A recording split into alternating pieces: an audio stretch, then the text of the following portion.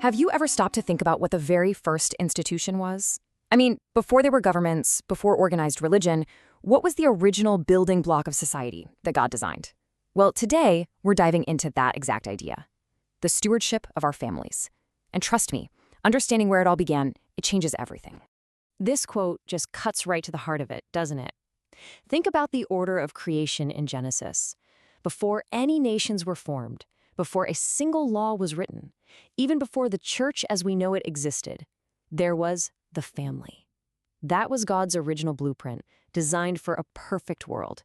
So it's not just an institution, it was the first one.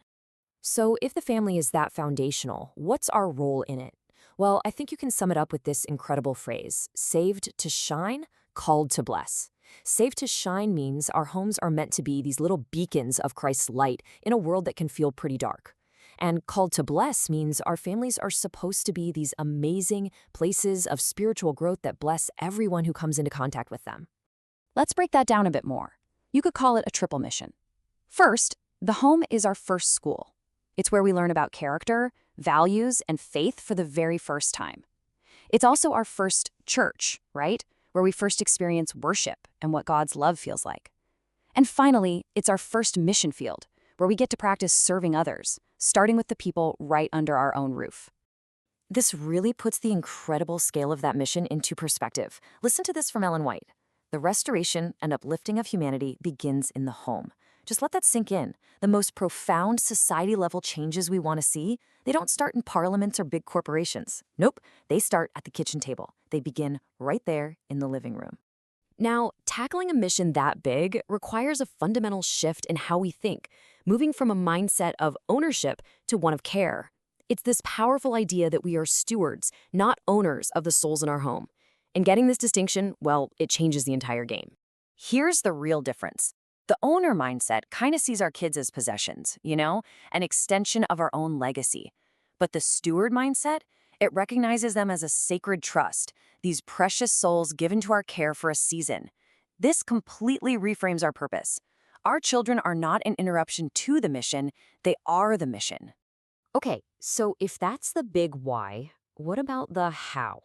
I mean, what does stewardship actually look like on a messy Tuesday morning or a busy Friday night? Well, it's all about creating intentional daily rhythms.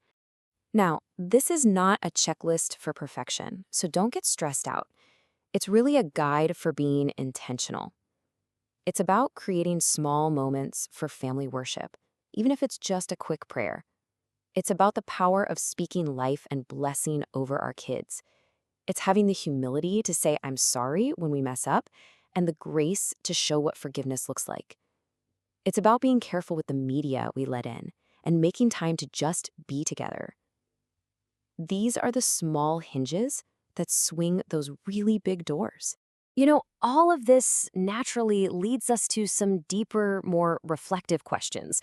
Because family stewardship isn't just about getting through the day. It's about preparing for eternity. And in a world that feels more and more urgent, this preparation, it just feels so significant. It kind of forces us to ask ourselves, first, what's the feeling? What's the atmosphere when someone walks into our home? Is it a place of peace and grace and love, or is it filled with tension and anxiety? The environment we create is such a powerful form of stewardship. And what about our words and the way we talk to each other, the way we resolve conflicts or just discuss our day? Is Christ visible?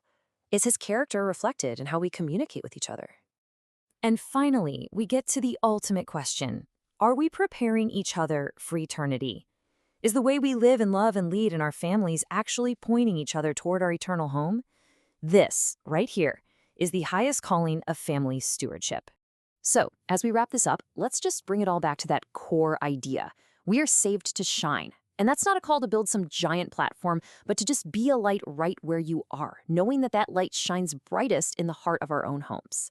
And we are called to bless, to intentionally be a source of life, grace, and encouragement, starting with the very people God has placed right under our own roof. This is the mission. It's one of the most profound and world-changing responsibilities any of us will ever have. Because when we steward our families, we are shaping eternity. Steward it well.